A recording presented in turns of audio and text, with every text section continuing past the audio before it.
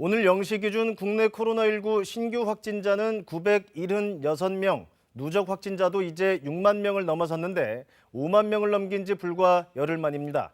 영국 변이 바이러스 확산세도 지켜봐야 합니다. 재난방송센터 연결합니다. 김민경 기자, 누적 확진자 벌써 6만 명을 넘겼네요. 오늘 발표된 국내 확진자 현황부터 전해주실까요? 네, 신규 확진자는 967명으로 어제보다는 다소 줄었지만 여전히 1,000명 안팎입니다. 위중증 환자 12명이 늘었고 사망자는 21명으로 어제에 이어 오늘도 20명이 넘었습니다.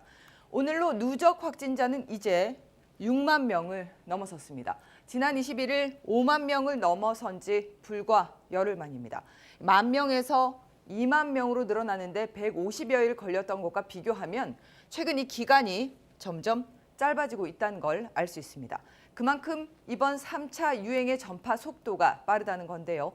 오늘까지 20일째 하루 1,000명 안팎의 확진자가 나오면서 전체 확진자의 40%는 최근 한 달 사이 집중적으로 발생했습니다. 사망자 수도 이틀 전 40명으로 역대 최다를 기록한 뒤 오늘도 20명이 넘었는데요. 사망자 역시 40%가량은 최근 한 달 사이 발생했습니다. 확진자와 사망자 규모로도 이번 유행은 지난 1, 2차를 뛰어넘었습니다. 여기에 위중증 환자도 오늘 344명으로 역대 최다를 기록하고 있어 앞으로도 사망자는 더 늘어날 우려도 있습니다. 다만 확진자 한 명이 몇 명에게 전파하는지를 나타내는 수치인 감염 재생산 지수가 최근 일주간 1.1로 전주보다 낮아졌다는 점은 긍정적입니다. 일반적으로 감염 재생산 지수가 1보다 낮아져야 감소세로 봅니다. 오늘 확진자를 지역별로 보면 서울이 365명으로 가장 많고 부산에서도 72명의 확진자가 나왔습니다.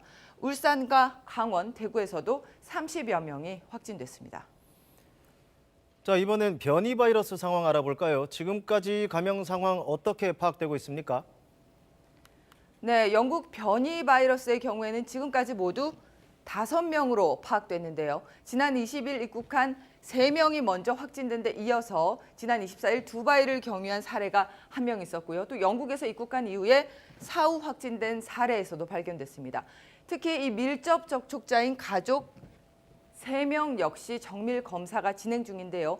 이 중에 먼저 격리가 해제됐던 가족에게서는 또 다른 밀접 접촉자 3명이 나와서 집중 관리 중입니다. 현재까지는 남아공에서 유행 중인 바이러스의 감염 사례는 보고되지 않았습니다. 영국 변이 바이러스는 미국과 캐나다 등지에서도 확인돼서 이제 이미 전 세계 20여 개국으로 번졌습니다. 이에 따라 우리나라도 모든 입국자의 강화된 조치가 시행되고는 있지만 자가격리 기간 중에도 양성으로 나오는 사례가 있는 만큼 입국자들 스스로도 자가격리 수칙 잘 지켜야 합니다. 전파력이 높은 만큼 철저한 경계가 필요해 보입니다.